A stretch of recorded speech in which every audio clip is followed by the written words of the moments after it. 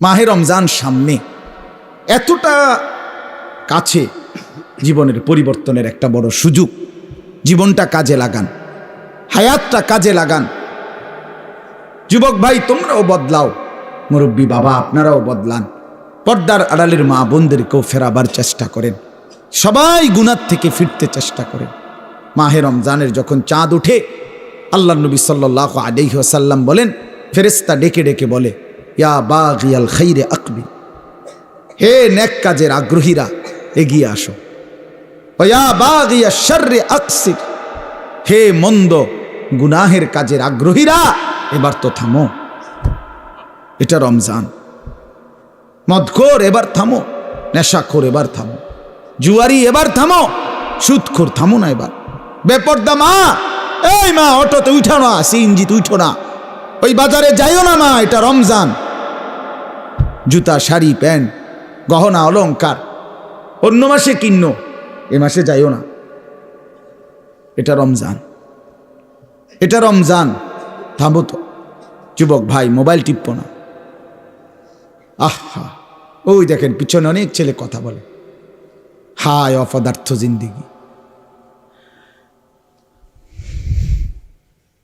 কে বলবে, কাকে বলবে, কাকে ফিরাবে, কে ফিরাবে? একজনই কি আর সম্ভব? বাবাদের কোনো হাল ছেড়ে দিছে, মারা হাল ছেড়ে দিছে, অভিভাবকরা হাল ছেড়ে দিছে, সন্তানের পতন দেখতেছে, অধপতন। চুল চেহারা, আপন ঘরে ঘুমায়া, মা বাপ জীবিত, কোনোদিন এক ওয়াক্ত নামাজ পড়ে না, ফজরের নামাজ পড়ে না, সারা রাত মোবাইলে উলঙ্গ ছবি দেখে। ব্যর্থ মা বাপ তাকায়া তাকায়া নিজ সন্তানের এই ধস দেখতেছে। আহা, আফসোসের ব্যাপার, আফসোসের। আপন স্বামী নিজের ব্যর্থতার কারণে নিজের স্ত্রীর বেপরদিগি দেখতেছে, কিছুই করতে পারতেছে না, মনে হয় যেন সে ব্যর্থ কাপুরুষ। বউটা ডেলি বেডি বাজারে যায়, মার্কেটে যায়, রঙ্গরসে হাসে, কথা কয়, টাইট কাপড় পরা, বোরখা নামের একটা টাইট জামা পরে রাখছে, লাল নীল হলুদ কমলা বেগুনি। স্বামী বেচারা অপদার্থের মতো, অসহায়ের মতো তাকায় আছে। আস্তাগফিরুল্লাহ। এই পর্যন্ত কোন ইমানদারের বউ বেপর্দার সুযোগ দেয় নাই, এই কারণে কোন ইমানদারের বউ যায় নাই, কাপুরুষের বউ যায়। এই পর্যন্ত যত বেড়ি বাগছে আরেক বেড়া লইয়া, আগের থেকেই অপদার্থ যে বেড়া, এবড়ার বউ ভাগ্যে গেছে। কথা বুঝছেন? দিন যে মানে সে ক্ষতিগ্রস্ত হয় না, ক্ষতিগ্রস্ত হয় না। এজন্য এটা ব্যর্থতার কথা। রাগ হবেন না চাচা, এটা কাপুরুষের কথা। যে অনকার ফোলাফানি শুনে না মানে তো আপনি সিদ্ধান্ত নিয়ে নিলেন, কেমনে সিদ্ধান্ত নিলেন? অনকার পুতে আর কথা শুনে না কেন? সেই পুতে, যে পুতে কথাই শোনে না, আপনার চোখের সামনে আপনার ছেলে নামাজ পড়বে না, একটা সাজদা দিবে না, এত বড় নাফরমান আপনার সম্পত্তি ভোগ করবে, এত বড় নাফরমান আপনার ঘরে খাবে, ঘুমাবে, দুনিয়া ভোগ করবে, আপনি বেঁচে থাকতে এটা মেনে নেবেন কেন মিয়া? আপনার আপনার ব্যর্থতা তাইলে এটা। আপনি জীবন চিনেন নাই, আপনি কর্তব্য চিনেন নাই। কর্তব্য তো আল্লাহ বলে দিছে, ওয়ামুর আহলাকা বিসসালাহ, তোমার স্ত্রী সন্তান পরিবারকে নামাজের আদেশ করো, ওয়াসতাবির আলাইহা, পরিবারকে নামাজের আদেশের সাথে সাথে নিজেও নামাজের উপরে মজবুত থাকো। কথা তো ছিল এই। আপনার জিম্মাদারি কি ছিল? আমি আমার স্পষ্ট মনে আছে, আমি আমার আব্বারে প্রায় বলি, আমি এ কথা আমার আব্বারে আমার জীবনে আমি একবার বলছিলাম, পড়ালেখার জীবনে, আব্বা আমি এই মাদ্রাসায় পড়তাম না, আমার মাদ্রাসাটা বদলাই দিবেন শুধু। কসম খোদার, আমার আব্বা সাথে সাথে বলছে, বেটা পরের বেলা ভাতের লোকমা আমার ঘরে দিও না, এক লোকমা ভাত খাইবে না, সাবধান, বেরো। আমি যেখানে পড়তে দিছি এখানেই পড়তে হবে, নয়তো তোমার মতো করে কামাই করিয়া ফরো, নইলে ঘাস কাটো, যাও। আমি কানতে কানতে চলে গেছি মাদ্রাসায়। বুঝছি এই বাপ শক্ত বাপ, এই বাপ আসলে ভাত খাইতে দিব না। বাবার সেই কঠোর শাসন, আমার বিশ্বাস আল্লাহ তাআলা আপনাদের সামনে বসবার তৌফিক দিয়েছে।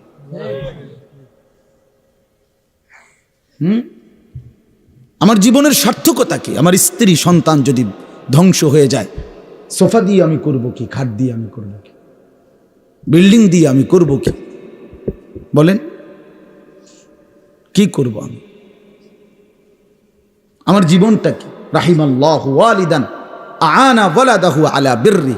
নবী সাল্লাল্লাহু আলাইহি সাল্লাম বলেন, আল্লাহ তাআলা ওই মা বাবার উপরে দয়া করে যে তাদের সন্তানদেরকে নেক কাজে সাহায্য করে। নবী সাল্লাল্লাহু আলাইহি সাল্লাম বলেন, মা নাহালা ওয়ালিদুন ওয়ালাদাহু মিন নুহলিন মিন আদাবিন হাসান। কোন মা বাপ তাদের সন্তানকে সবচেয়ে বড় যা কিছু উপঢৌকন এই পৃথিবীতে দিয়ে যায়, সেটা কি? সবচেয়ে বড় কোনটা? নবীজি বলছে আদাবুন হাসান, উত্তম আখলাক, উত্তম দ্বীন, উত্তম আদব। এটা যারা শিখিয়ে গেল তারাই তাদের সন্তানকে সর্বশ্রেষ্ঠ নিয়ামত দিয়ে গেল। রাসূলুল্লাহ সাল্লাল্লাহু আলাইহি ওয়াসাল্লাম বললেন, নবীজি বলছে, এক সাহাবী জিজ্ঞেস করছে, ইয়া রাসূলুল্লাহ মা হাক্কুল ওয়ালাদ, সন্তানের হক কি? আলাল ওয়ালিদ, পিতামাতার উপরে। নবীজি বলছেন আন ইউহসিনা ইসমাহু ওয়া ইউহসিনা আদাবাহু। নবীজি বলছে তার প্রথম হক দুইটা, তার জন্মের পরে তার একটি সুন্দর নাম রাখা, আরেকটা হক তাকে উত্তম আদব, উত্তম আখলাক শিখায় দেয়। হযরত আলী রাদিয়াল্লাহু তাআলা আনহু বলছেন, কোরআনে আছে, ইয়া আইয়ুহাল্লাযীনা আমানু কু আনফুসাকুম ওয়া আহলিকুম নারা। হে ঈমানদারগণ, তোমরা তোমাদের নিজেদেরকে এবং পরিবার পরিজনকে জাহান্নামের আগুন থেকে বাঁচাও। এটা আপনারা শুনছেন না কথা? এটা তো হযরত আলী এই আয়াতের তাফসিরে বলছে পরিবারকে জাহান্নামের আগুন থেকে বাঁচাও কিভাবে? তো হযরত আলী বলছে আল্লিমুহুম ওয়া আদ্দিবুহুম, তোমরা তোমাদের পরিবারের সদস্যদেরকে কোরআন সুন্নাহর ইলম শিখাও এবং কোরআন সুন্নাহর আদব আখলাক শিখাও, তাইলেই জাহান্নামের আগুন থেকে বাঁচাইলা। যেই মা বাপ, সাফ কথা, আপনারা যারা আপনাদের ছেলে মেয়েকে ছোট্টবেলায় আল্লাহর কোরআন রাসূলের সুন্নাহ থেকে বঞ্চিত করেছেন, কসম খোদার মনে রাখেন হাসরের ময়দানে চূড়ান্তভাবে লাঞ্ছিত হবেন, বেইজ্জতি হবেন, কোটি কোটি হাসরের মানুষের সামনে অপদস্থ হবেন। কার হাতে? কার হাতে লাঞ্ছিত হবেন? আপনার ছেলেটার হাতে, আপনার মেয়েটার হাতে, অন্য কারো বেড়াইতে রাতে না, আমনের ফুতের হাতে। আমনের ফুত, আমনের জি, যাকে আপনি দিন শিখান নাই, নামাজ শিখান নাই, বঞ্চিত করেছেন কোরআন সুন্নাহ থেকে, সে সেদিন আল্লাহর কাছে বলবে, আল্লাহ আজ আমি মা বাপকে বেইজ্জতি করব, ওরা আমারে বরবাদ করে দিছে, আজ আমি জাহান্নামী হলাম ওদের খামখেয়ালির কারণে। 7 বছর বয়সে আল্লাহ আমি কিছুই বুঝতাম না, 6 বছর বয়সে আমি অবুঝ ছিলাম। সেদিন যদি তারা মজবুত সিদ্ধান্ত নিত আমাকে দিন শেখাবে, তাহলে আমার এই ভুল হতো না। রব্বানা গালাবাত আলাইনা শিকওয়াতুনা, কোরআনে আছে, জাহান্নামী জাহান্নামের ভীষণ আগুনে উথাল পাতাল ঢেউ খাবে, আর আল্লাহকে বলবে, আল্লাহ আমার এই কপাল মন্দ, আমি দুর্ভাগা কপাল নিয়ে আসছি, আল্লাহ আমার কপালটা মন্দ, আমি করলামটা কি? এত সুন্দর হায়াত কি করলাম আমি? কিভাবে নষ্ট করে দিলাম?